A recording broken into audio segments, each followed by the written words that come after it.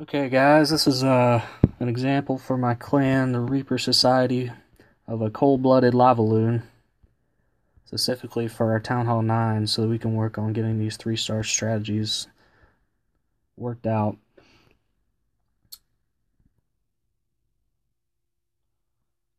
Alright, so the main goal of the CB part of the Lavaloon is to take out 3 things, and that's the Archer Queen here, this air defense, and then the CC troops who are going to be coming in a little bit later during the CB. In order to get our heroes to go exactly where we need to go, we got to create a funnel.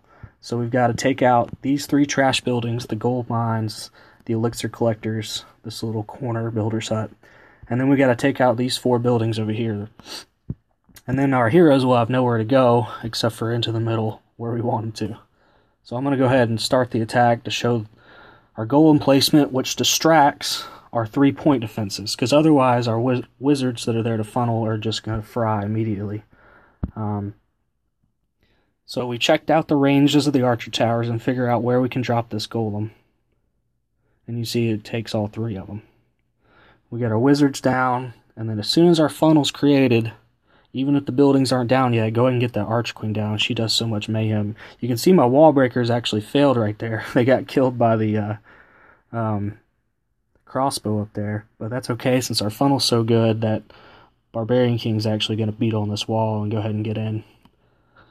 So he uses his ability to take out the Queen really quick. You don't want to wait on that. And then the jump spell to get into the air defense. And then as soon as the CC troops come out, we're going to get the poison spell and use the Archer Queen ability so that she easily takes them out.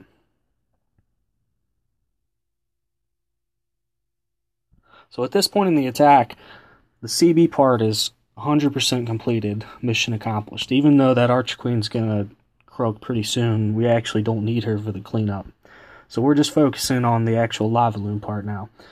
So when you drop your first initial 2 hounds, and you need 2 of them on the first one, you want to distract as much as possible. So we're going to try to get it to path over this archer tower, path over this archer tower, so that neither of them can take out our loons when we drop them. And then we're going to surgically drop loons, 2 on the archer towers and 1 on the other defenses that can't really shoot air. So I'll go ahead and show that part real quick. And then we're going to move counterclockwise around the base quickly. So we drop our 2 hounds.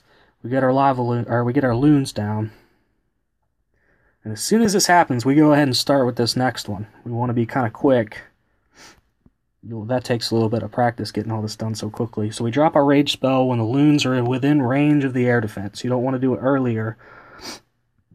As soon as the air defense goes down, the second hound joins the first hound, which is definitely what you want. And then as soon as that air defense goes down, the half-dead hound moves out. So you always have 2 hounds on each air defense.